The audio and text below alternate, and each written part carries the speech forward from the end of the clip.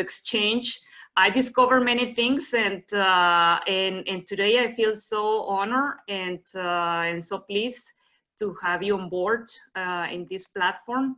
For the rest of the ladies, our platform, Wapalita, has the mission to empower women, to promote the Sustainable Development Goals, to promote the equal gender, and we invite speakers around the world to share their expertise, to share their knowledge, and to help other women and also other men, because we don't make any discrimination in this matter, and to share and to give us some of their knowledge for our own benefit and for our continuous development. So, Karin Goldgruber, thank you so much. And well, the microphone is all yours. Let us know. And the first question is, what is exactly a highly sensitive person? I think that will make sense to start. So how do you know that you're a highly sensitive person? Well, if you have been called very emotional, very sensitive, you have noticed that you're perceptive, that you're noticing subtle things that other people don't know. But then you also notice that you are quickly overreacting to things or reacting very strongly because you become easily overwhelmed. Because as a highly sensitive person, we notice so many things at the same time that our nervous system gets quickly overstimulated. Mm-hmm. And then when we are overwhelmed, then we overreact. And we experience strong feelings, whether they be positive or negative. So it has good and bad sides. Okay. There is a questionnaire by Elaine Aron in her book, The Highly Sensitive Person, which I highly recommend to anybody who thinks they are a highly sensitive person, because there's so much in that book. It's really amazing. Okay, all right. And Karin, is this something difficult to identify? I mean, sometimes is there any official way, test, diagnostic, or something that can help people to identify they have this? Mm-hmm. Most people that are highly sensitive, they already know and experience that they are different. Mm-hmm. And when they start talking to other people, like I said in the book from Elaine Aron, you have a questionnaire. There's about 20 questions in there. And then you say yes or no if this applies to you. And okay. If you're a highly sensitive person, you get like most of the questions with a yes. And then when reading the book and listening to some of the stories, then you start realizing, yes, I am a highly sensitive person. And for many people, it's mm-hmm. actually a big relief when they realize that they're not the only one. They're not weird and different. So that it's normal. It's just different. It's about 25% of the population is born highly sensitive. You would assume it's mostly women, but it's equal men and women. Mm-hmm. And it's also very important to know that there are introverted, highly sensitive people, HSPs, or extroverted HSPs. For example, I'm an extroverted HSP. So I see. Could you type the name of the book in the writer here in our chat, so our audience can read? Okay. And we can also take notes of this. It's called The Highly Sensitive Person. I can't write on the chat here. Mm-hmm. The Highly Sensitive Person. By Elaine Aron. Elaine. Okay. Elaine Aron. Aron, yes. Okay. Aron. Okay. Okay. So The Highly Sensitive Person by Elaine Aron. Yes. Okay, good. All right. It's out in many languages. Yeah. Oh, wow. Okay. Yeah. I think by the single title, I think it's possible to find it. The Highly Sensitive Person, right? By Elaine. Yes. Okay, great. Thank you so much. Okay. So what is our next slide about? So the scientific name for being an HSP is sensory processing sensitivity. Mm-hmm. Everybody says HSP, highly sensitive person. And there are four pillars that define many of the aspects of being a highly sensitive person. So the first one is sensing the subtle, as I mentioned before. We notice so many tiny details around us, let's say in a relationship, you're talking with your partner, and suddenly you notice they are not looking into your eyes, and that's very unusual. So you notice, and as you're speaking, at the same time, your back of your mind goes like, why aren't they looking me into the eye? What's going on? Did I see something? I wonder what's going on. So you have two thought processes going on at the same time. And this might make you a little bit nervous, a little bit anxious, and overstimulated because there's two things going on. And then when they say something that you not understand, you may go like, what do you mean? And they're like, oh, what happened now? Why is she reacting so strongly? It's just because we sense so many things. And I have to say, sometimes as an HSP, we read into a conversation something that's not there, or we read between the lines when there's nothing written. Just because we notice so many things doesn't mean that some other people do feel so strongly as we do. And we always expect everybody to feel like we do, right? Okay, Karin, I have a question. Yes. And just to let other audience know also, I mean, if you girls have any question or comment, feel free just to type it in the chat. What you said, Karin, about the kind of reactions that people have, is this because highly sensitive person are more oriented to make assumptions or prejudgments? No, actually, it's not assumptions or Prejudgments. Judgment. Thank you. Mm-hmm. It's our brains really have a different depth of processing. So we are processing much deeper. We are thinking deeper and more thorough about things. Okay. So which takes lots of space in our brain. It takes a lot of energy, and this processing can lead to two things. It's good and bad. It's either that we have more worry and fears because we are looking at more options. We are more vigilant, so that can result in more stress, or sometimes self-doubt because you're looking at so many things. On the other hand, this depth of processing helps us to notice some trends very early. And that's really good in business, for example, because you are noticing how people react, like in groups. It's sometimes really good, or if you're working in a team, you can, HSP is usually really good at picking up the undercurrents of feelings that the other people that they're experiencing them are not even aware of yet. And HSPs can talk about it, bring it up, and then people go like, yeah, that's how I was feeling. I just couldn't put words to it yet. I see. So, which is really great.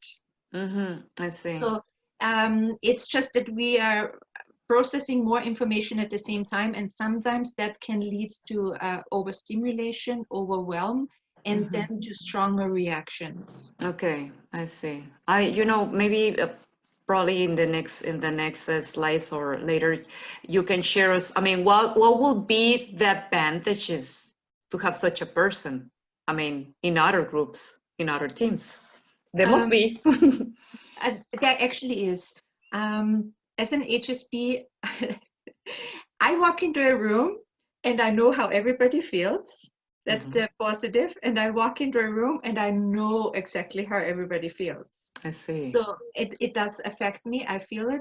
But as an HSP, it's really good because let's say you're in a meeting, you notice that maybe it's too cold or the light is not good. You make sure that the physical environment is great for people. You may notice in a team or even with your partner or with your kids that they're not talking as much or they're behaving just a slightly different, and you are aware of very subtle changes, so you can ask and notice things before, and very much an awareness of what other people feel. And people, that's what I've always noticed wherever I worked, would come with whatever problems they had, and they would talk about it because they would feel comfortable, because they would see that I feel comfortable with my feelings and expressing feelings. Mm-hmm. Okay. And I might say, I don't know, I mean, correct me. Once the person knows that is highly sensitive, is there any kind of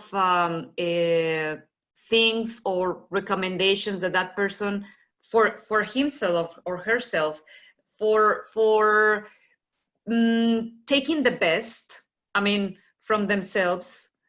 Because you already know, I mean, the person already knows, okay, I have to deal with this, or this is perhaps an advantage for me, right? Because I can identify this, I can be so sensitive in these situations, in these cases, etc. But I also have to consider that the world is like this, or like the average population is like this, or like perhaps my reactions might send the wrong message, or perhaps, you know, I mean, do people have to consider some kind of tips or recommendations? I mean, in order to flow. Okay, there's several things. The first that I noticed, many of the HSPs have two ways of dealing with their strong feelings that they learned very early as a kid. Either to they notice right away, I feel very strong, I overreact, and it's not very much appreciated. So they try to suppress their feelings, which is not normal. And then at one point they just overreact, right? So, and then they suppress it again, and then this is a cycle for many. The other way is sometimes when you feel really strong, like say you're really happy or really angry, and you try to express it as a person to somebody else, and they just don't get how you feel. Some HSPs over time have learned to exaggerate their feelings, to make them bigger, to make them louder. The thing is, it would be like if if I would be speaking German to you, or you speak German, so that's not a good example, but well, maybe I don't know, Russian. Yeah, if I would speak another language that you don't speak, and I would just start to speak louder and louder because I notice that you don't understand me. And that's what we HSPs do. Sometimes we exaggerate our feelings because we think if we make them bigger, people will understand them. But if they don't understand our normal feelings in the beginning, making them bigger really doesn't help. Yes. So those are 2 points that I've noticed. Okay, yeah. The most important thing for an HSP is how to deal with this overwhelm that we get from being overstimulated.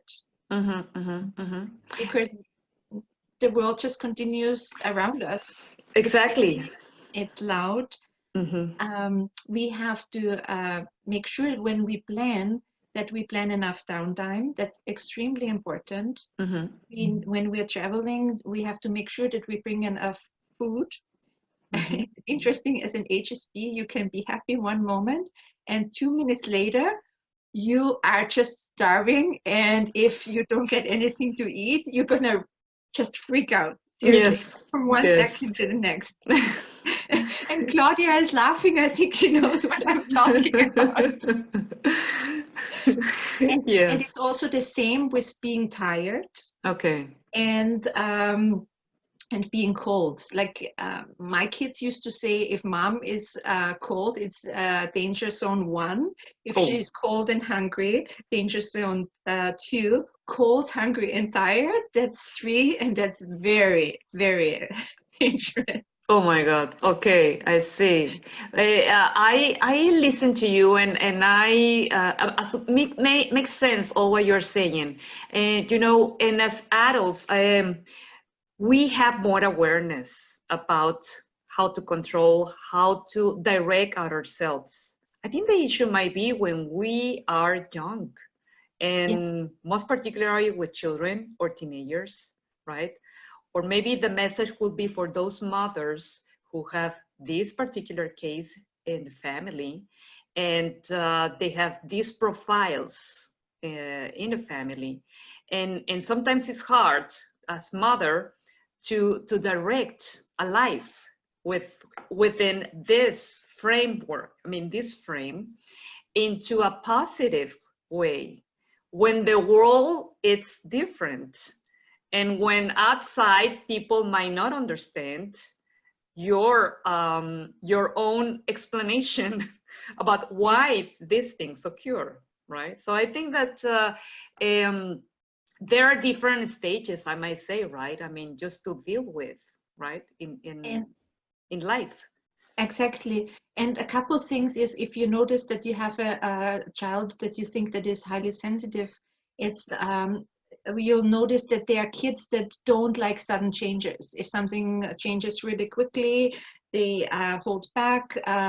HSP kids are usually labeled as being very shy, even though they because in our society it's more valued if you're outgoing, and sometimes the kids that are a little bit more quiet and a little bit shy, they're forced to participate in group activities that they really don't want to. They just are happy doing stuff on their own. And sometimes for a mom to speak up for the kids and to say to a teacher, you know what, it's fine, that's just the way they are, that not everybody has to be outgoing. I think it's really important as well. There is a book by Elaine Aron as well, The Highly Sensitive Child. Oh, that's good to know. Okay, to recommend Highly Sensitive Child. Okay. Claudia has a question. Why does this big hunger come up so strongly?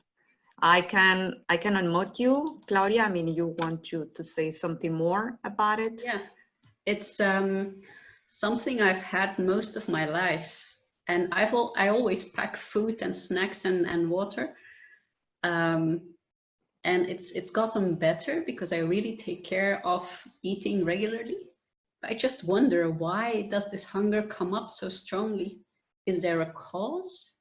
Not that I'm aware of, but what I've noticed in the past, that sometimes I would be so hungry, and you might have felt the same, that I felt like I was shaking inside. Oh yeah, I'm shaking and trembling, and it's like I'm completely gonna collapse. Yeah, and I always make sure that I have enough food, and I found the more I reduce my stress, that I'm better able to handle my hunger feelings. And drinking a lot of water, I find made a big change for me as well, being hydrated. Okay. Ana Maria also wants to say something. Yes, this is interesting. I have never experienced sudden hunger, although I'm a person who tends to nibble a bit and eat a full meal.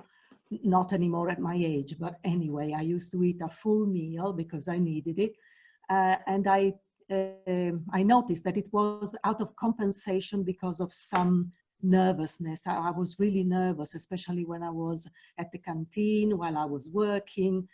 I needed to eat more than my colleagues, for example. But another thing that I noticed about and I wonder if it is a trait of the highly sensitive person.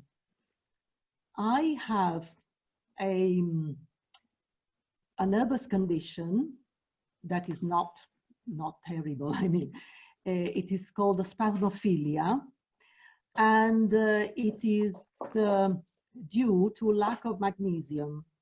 I wonder if sensitive people who are so oversensitive and whose nervous system works so much consumes more magnesium than other people.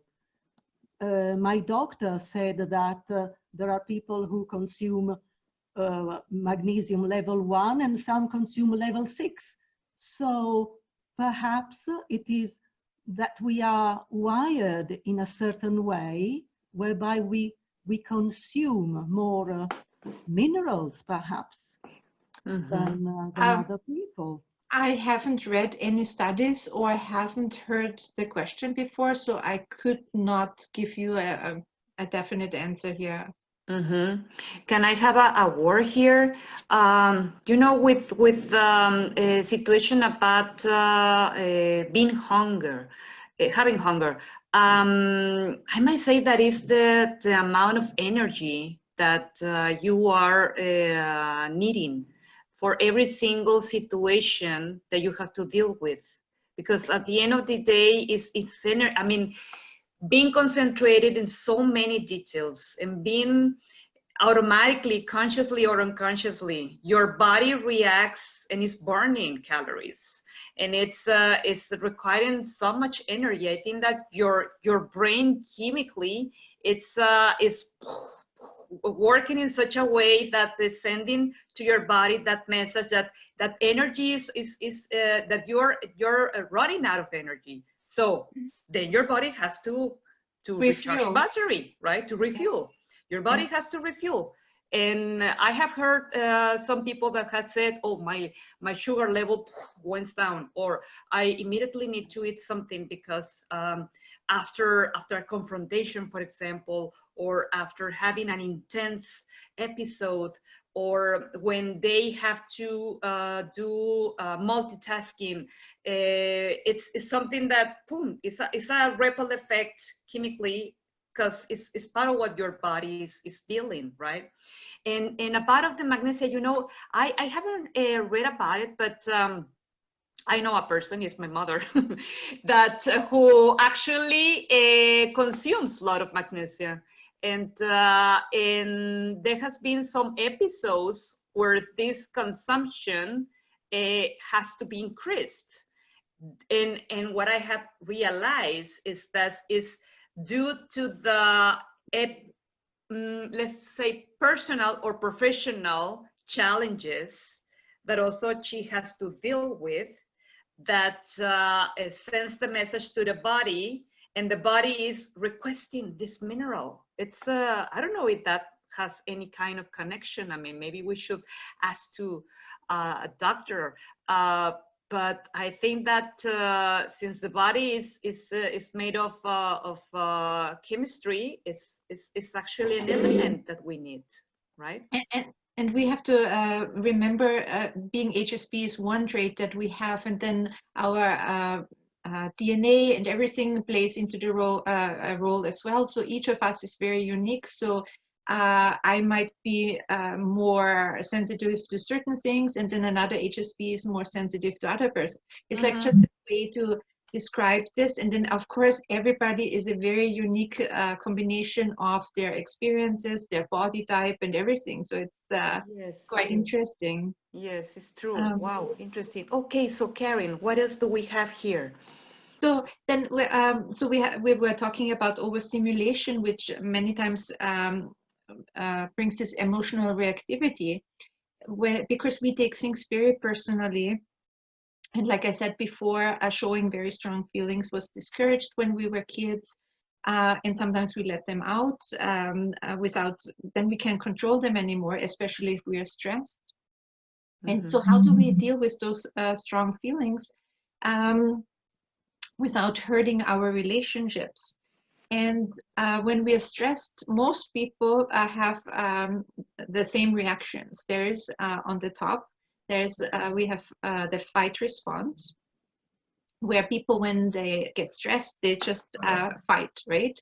And few people really have been taught as kids how to properly deal with all kinds of feelings, especially strong feelings like emotion, like anger or stress. For highly sensitive people, they usually are very, very uncomfortable with confrontation, and we try to avoid it as much as we can. Okay. So what many HSPs do, they go into flight response, where we just walk away from a situation when it's too much for us, because sometimes we get overstimulated, we get overwhelmed, we get stressed.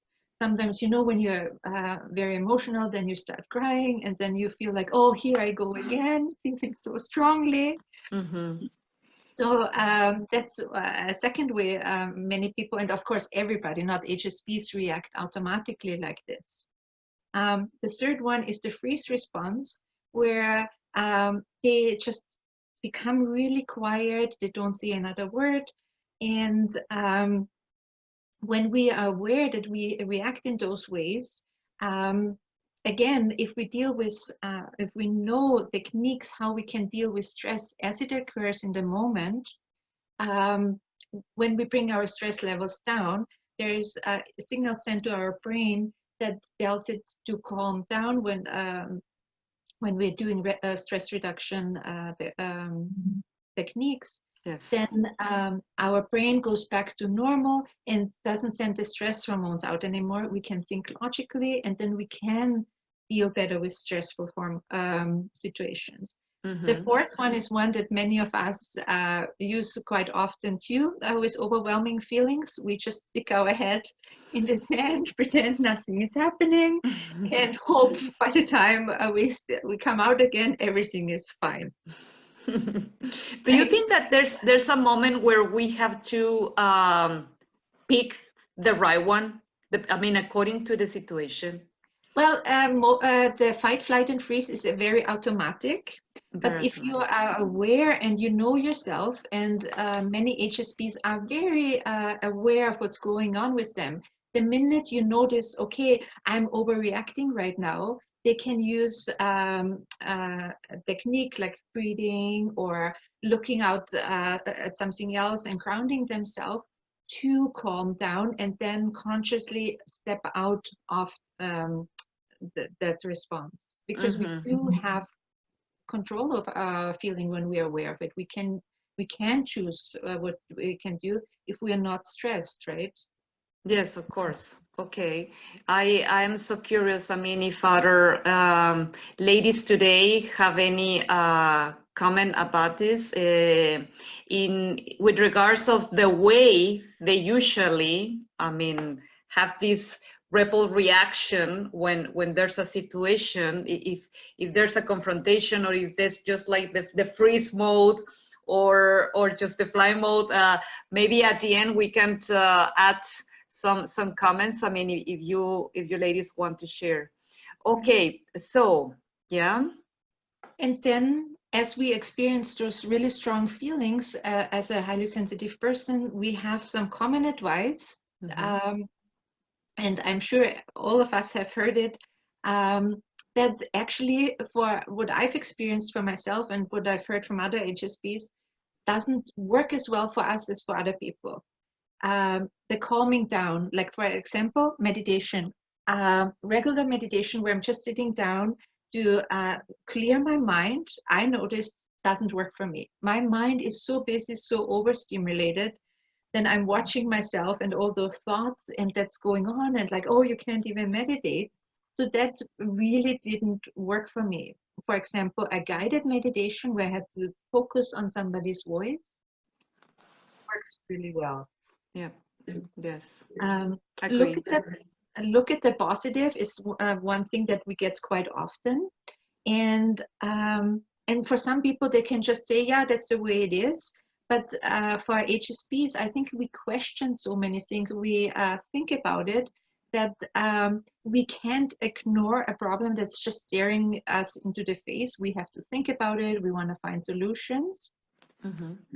And sometimes, and nothing against positive affirmations, but I noticed when I'm really angry, when I'm feeling really strong feelings of anger, if I'm sitting here and I'm going like, I am happy, I'm peaceful, I become even more angry.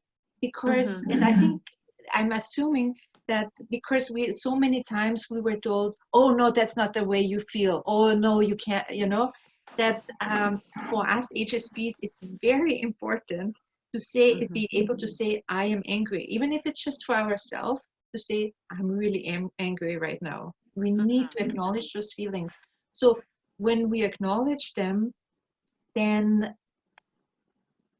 it's okay. Like we can take them out of our mind. Yeah. It's like, yeah, it's here, and we are honoring ourselves. At least we honor the way we feel. Yes, and it's just to accept it, right? To verbalize it and accept it. So it's like it's part of the process. You have this awareness, you accept it, you verbalize it. It's like giving to the rest I mean, showing to the rest what is occurring inside me, right? If I don't say anything, then nobody will realize it. I think that that will be the problem, isn't it? I mean, if how to help a person who don't verbalize. I mean, who doesn't verbalize, who is not sharing this. I think that that will be the challenge, isn't it? And many HSPs in relationships give up sometimes, and they don't speak about their feelings anymore because they don't feel heard, they don't feel valued, and then they just retreat, they become more and more quiet. Mm-hmm. Or the opposite, sometimes we are so overwhelmed and so overstimulated, the only thing we can focus is on our strong feelings, that we don't notice the people around us, our co-workers or our family, what they're experiencing, because we're so caught up and stressed out with our own feelings. Yes. So there's the two sides again. So yes, and it's yeah. I think, you know, at the end, I think that we have to develop more sensitiveness. I mean, as competence in all matters. You know what? Professionally speaking and personally speaking, I think that this is a value and a virtue that more people have to develop, sensitiveness, because you have to be always sensitive about what is occurring on the other side, right? To the other people, and it's something that is hard to do right now with our routines, with how our lifestyle is going on, right? It's so fast. Everything goes so fast, and sometimes we have to make a pause and think about that. Okay. Mm-hmm. Mm-hmm. So some uncommon advice that really works for us is like when we acknowledge our feelings, when we speak about them, and when we accept ourselves and our feelings. And I find with acknowledging the feelings, it's really important to realize the feelings are here, whether we allow them or not, right? So many people have learned just to sweep their feelings under the carpet and kind of ignore them, and then the bump under the carpet gets bigger and bigger. You're bumping into it every day, but you're pretending those feelings are not there because it's not allowed to express those feelings. So when we start to verbalize them, we start to be really honest with ourselves. And I find when we have really strong feelings in our head, they feel like so big and all encompassing. But the minute we speak them, we focus on the feeling that we're experiencing right now. Let's say for frustration, and it's not like all the frustration we experience in our whole life. But when we just think about it, it's like all this global big frustration from my whole lifetime. But if I speak about this moment now, focus on one thing, it's just one tiny chunk that I can deal with right now. So that's really important. Okay. What I've noticed with many people, when you say accept your feelings, that there is a fear. If I accept that I'm frustrated or disappointed or angry, that this feeling is going to move in with me and it's going to stay with me for the rest of my life. Yes. And this is especially with people with proponents of positive thinking. It is very important to think positive, but first we need to acknowledge the anger, because if I cover it with positive thinking, it would be like, you know, if somebody hurts themselves and they have rocks still in the wound and they're not taking out the rocks and putting a bandage over it, that's not good either. So acknowledge the feeling first, and then naturally you move into the positive feelings, because you acknowledge the one. You have to look at it so that the other feeling can show up as well. Yes, it's very wise what you're saying, and it sounds like it's really a process. It comes automatically, and it comes, I mean, fast. But it's really one step and then the other to make the chain happen. Yes. And right? sometimes we force it and we want to jump to the positive too quickly, and it just doesn't work. We need to allow ourselves to feel those feelings first, and then it really changes over, and it's really nice to see when and experience in yourself. Yeah, and I might say that every person has his internal clock. I mean, it's not the same for everyone to pass or to understand that process and to wake up that awareness about what you do, right? Sometimes we demand perhaps to have a fast answer, a rapid answer, and it's not like this. We are different, and every single person has his own system biologically and chemically and Yes. physiologically. So it's really hard to understand when this might come out, right? Sometimes we force that. Okay. And yeah, and sometimes we expect things from people that they're not ready for, and we want to push them, and we think really well, but instead of allowing them to develop in their own space, we try to push them, and we shouldn't do that, because I don't like being told what to do, and I'm sure other people don't like that either. Absolutely. Yeah, it's part of the sensitiveness that we have to develop. To be on Definitely. someone else's shoes. Okay. All right. Good. Okay.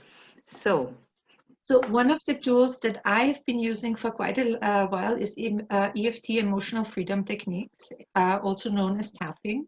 This is where you tap on meridian points on your body, and the tapping sends calming signals to your brain when you're stressed. And I found for myself that it's one of the best tools I've ever used, because it helps to accept your feelings. You process your feelings because you're speaking about your feelings as you're tapping onto your meridian points. It reduces your emotional overstimulation, and you avert overreactivity. Which is, for me, always the key component for an HSP. Consistent stress reduction, because when we reduce stress, we create pockets of peace and calm in our life. And when we are not stressed, we think logically, we can make better choices, we can connect with our partners, our family, with our co-workers much better, because we are calm and peaceful and not overwhelmed all the time. So our relationships improve, relationship with ourselves, because we feel better about ourselves. We are able to acknowledge our accomplishments. And also, I noticed when you have more and more pockets where you're calm and peaceful, where you have moments where you can breathe freely, your comfort zone will increase. yes. Many HSPs, in order to avoid all the overstimulation, they will withdraw. Sometimes they don't go out to parties because it's just too loud, so they're starting to lose friends. So their life and their comfort zone keeps getting smaller and smaller and smaller, because they try to avoid all the overstimulation, and they're missing out on many things. For example, I love music, but if I listen to too much music during the day, I get overstimulated. So for the longest time, I wouldn't listen to any music. And now I figured out for myself, in the morning, a couple songs on the radio when I'm getting ready is perfect for me. I listen to some music when I'm driving, but otherwise I have hardly any music. But I am not cutting out things. I just find the right amount of things. It's interesting what you said, and it sounds that we have to identify, we have to listen to our body. We have to identify what our body is saying to us in some particular moments. If Claudia, Ana Maria, or Deb have any kind of comment about the technique that you ladies use for your own, well, please feel free.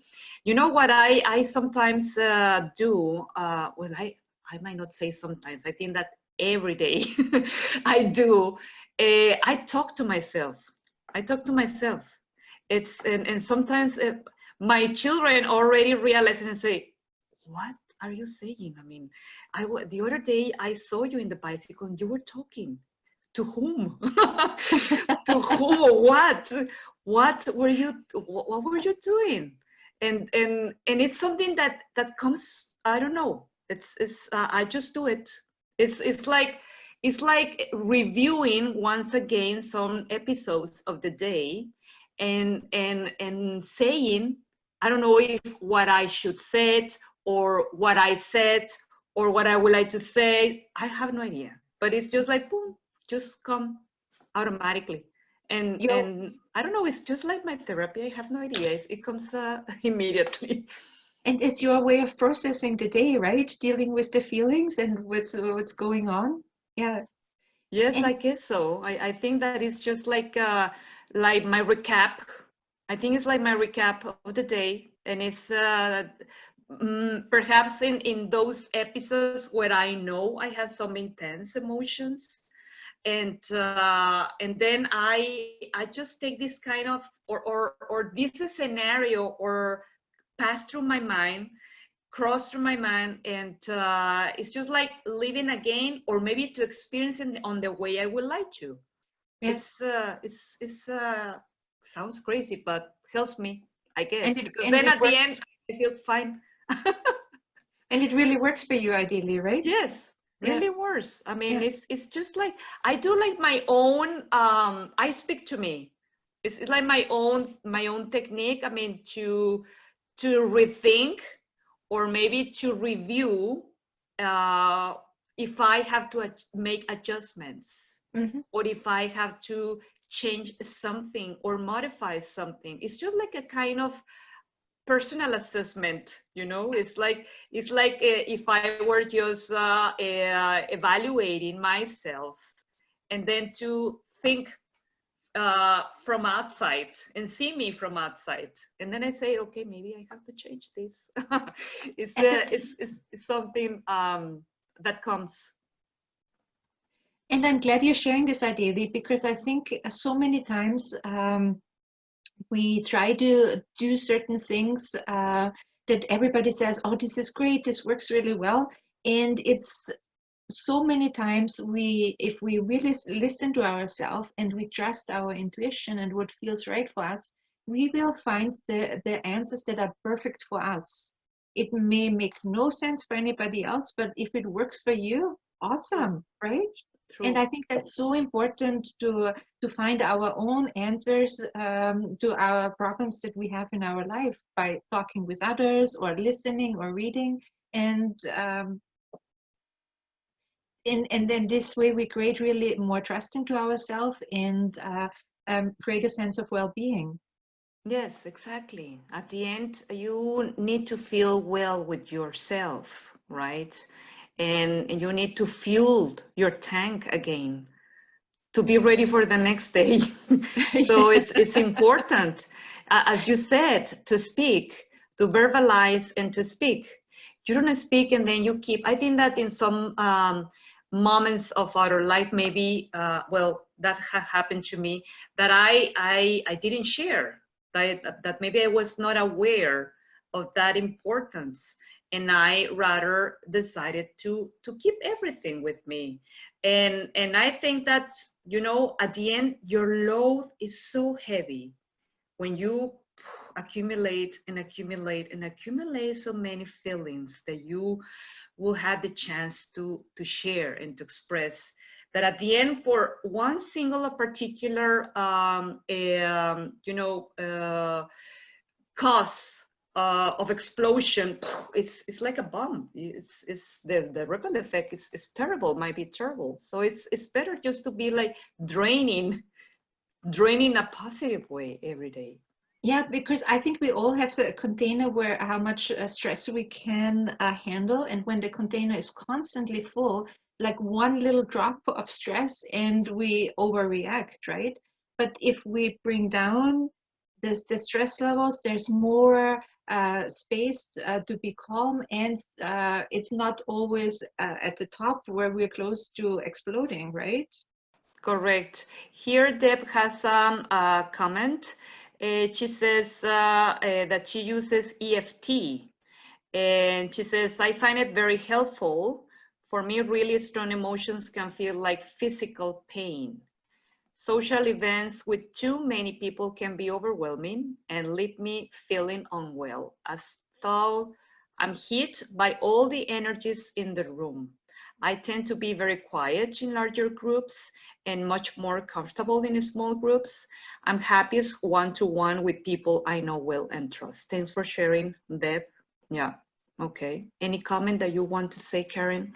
Yes, many HSPs feel like that, and there's some simple ways from AFT that you can use when you're in a crowd, or let's say you're in a business meeting, you have to do a presentation, and you notice that you're getting very nervous. And one of them is that, okay, with your thumb, tap on the side of your index finger, just beside the nail, and tap there when you notice that you're getting nervous. So if you're sitting in a meeting, you know your hand is under the table, nobody will notice, so you can start tapping. It's a kind of for controlling yourself. It's an acupressure point as well. So it's sending the same calming signal that I mentioned before to your brain. So it's calming down your brain. The stress response is reducing. The body stops sending the stress hormones. And then suddenly you can start thinking logically again, so which is really nice. Wow. And the interesting thing is, ideally, there's so many things we already unconsciously do. When we're stressed, have you noticed how people go on the side of the eye and rub? That's one of the acupressure points that we use in EFT as well. So even if you're in a meeting and you just, rub lightly, helps you to reduce the stress, and nobody will think twice about it. Okay, Another one I see. That's really nice is just put your hand right on your collarbone. Yeah, I have heard that. And tap lightly, and you'll notice right away how, most people notice right away how your body reacts. You're taking a nice deeper breath, and then your body is calming down. Yeah. For kids, as example, who are biting their nails, there are acupressure points on all the fingers. So biting the nails is an attempt by the kids to stimulate, and they are stimulating those points and sending calming signals to their brain. The only thing is, you're biting your nails. So tapping on the point on the fingers really helps to reduce stress. Excellent. I'm going to use that. I work with children, and yes, I think that we usually, face these kind of situations, and what you said about here, pressing on the chest and giving like a smooth massage in this area, it really helps. It really helps. It's like sending all that energy down and having some control. Yeah, that's very good. And it's so important to have those stress reduction techniques at our fingertips, really, because we always have our hands, so wherever we are, we can use that in any situation. And it's so empowering to know to have a very simple tool that works really quickly wherever you are. Excellent. Thank you so much. And Deb says, thank you, Karin, for your comment. Oh, thank you. Okay. So, as a reminder, again, being an HSP, it is an innate trait that we're born with.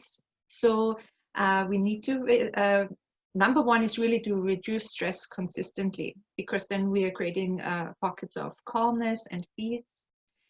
This also helps us to learn to focus our energy and our busy mind, because we have very busy, very creative minds. And when we're calm and peaceful, we can focus on more projects instead of being sidetracked with so many other things. With the focus, one tool that I've been using for quite a while is if you get easily sidetracked, or if you are procrastinating and don't want to do something, set your alarm clock for 15 minutes and say, I'm going to focus for 15 minutes on this task. When the alarm goes off, you can continue another 15 minutes, or you can say, you know what, that was great. I'll stop after the 15 minutes. what I noticed with it is first in 15 minutes, you can get much more done because you're so focused on it in the 15 minutes. Because many times we think we need large amounts of time, like, oh, I need an hour, or I need 2 hours, which is nice sometimes, but sometimes we just don't have it. But in 15 minutes, you can get way more done that you think you can. Yes, I agree with that. And I have used that technique with students, with myself. And definitely I can see that people start learning how to focus, because I think that today this is the most important. I mean, one of the challenges that students have, and also as adults as well. I mean, because we have so many devices around us, right? We're always so, sensitive about if there's a message, or if there's a WhatsApp text, or if there's this and this, and that of course doesn't help. It's taking us out of our concentration, our natural concentration. In the past, I guess, our options were like this. I mean, we didn't have so many options, right? My mother used to say, it was just house and school, and that's it. There was nothing in the middle. Today, there's a window of opportunities, and that window is the whole world. It's what happens today. So we have to be clever in that matter, and also to have more self-control. And this is an absolutely a great technique. I like that. Yeah. By the way, Ana Maria also says thank you for the tip about tapping fingers. That sounds very easy and effective. Yes. It really is. Yeah. I'm on to using with some students. Thanks also. Okay. So, and I find as an HSP, since we are very aware, and as we are reducing stress, we learn to take more responsibility for our own emotions. And we observe them, and we notice then that yes, we are easily overstimulated and overwhelmed, but on the other hand, we are aware of ways to deal with it, like the tapping, to reduce the overwhelm and the stress. So then it's easier for us to interact with our family, clients, or co-workers. And then you feel much better about yourself, and then then it becomes a different cycle. Then you're feeling better, you're feeling less stressed, then you are bolder, you do more things that you wouldn't have dared before. Like, let's say, driving in a bigger city, which would have overwhelmed you before, suddenly you're doing it, and then you're like have an experience of success, and then you then like, well, if I could do this, then I can do attempt something else.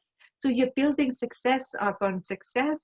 And yes, you still feel everything strongly, but you can handle it, and you're expanding your life and your experiences. And that's great. The self-awareness makes you happier and more joyful and more fun to be around with. It's like climbing a ladder, right? It's once you experience one mini success, then you feel empowered to go to the next step and go to the next level, and then go further, and that's it, right? Enjoying and tasting every single step at glance, right? And I think a really important part too is for us to acknowledge all those accomplishments.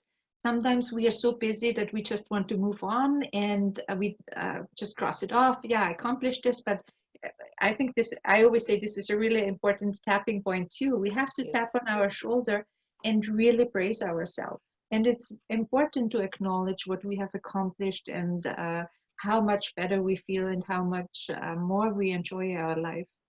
And I wanted to make one more point, Aydeli, and I think it's really important. When I learned about being an HSP, and I had the awareness about it, I felt not so alone. I didn't feel so different.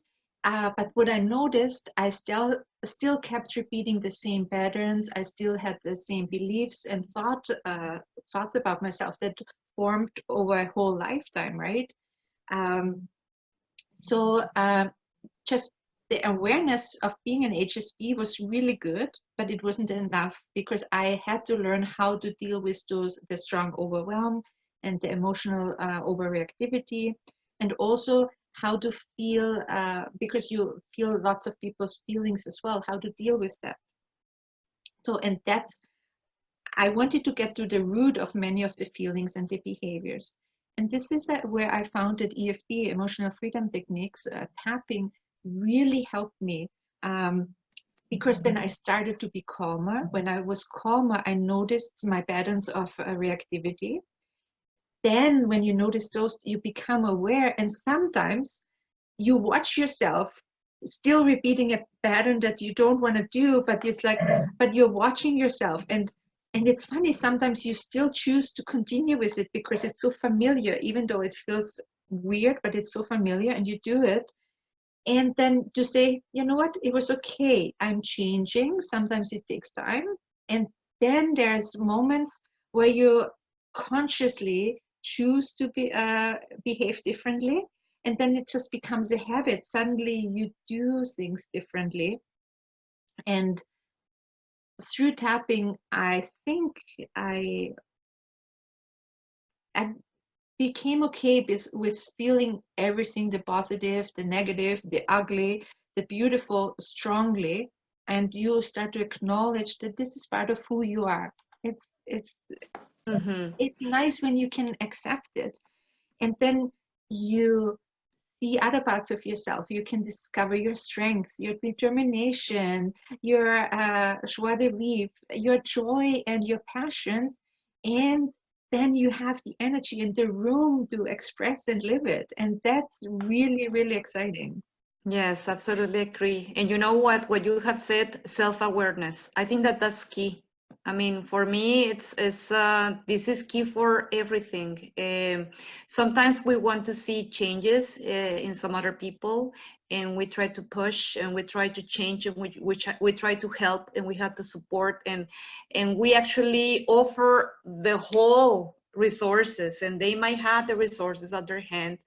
But if there's no self-awareness about what are the type of changes that I have to make, what is this kind of adjustments that I have to do, that I have to apply immediately, then it doesn't matter if I have the whole world supporting me. I need to be aware about that particular adjustment in my life. And this is actually, I might say that this is one of the most important challenges for every person, for every human being. And also, I think it's very important to find out how our learned behaviors and reactions influence our relationship. And the more we know about ourselves, the more we are aware of being an HSP and what our strengths are and also our weaknesses, then we can start to create a deeper relationship with ourselves first and then with our partner as well. So like everything, this takes time and it doesn't happen overnight. Yes. And Absolutely. that's just life. You know, we're going to learn until the rest of our life. We're going to change and grow and experience things.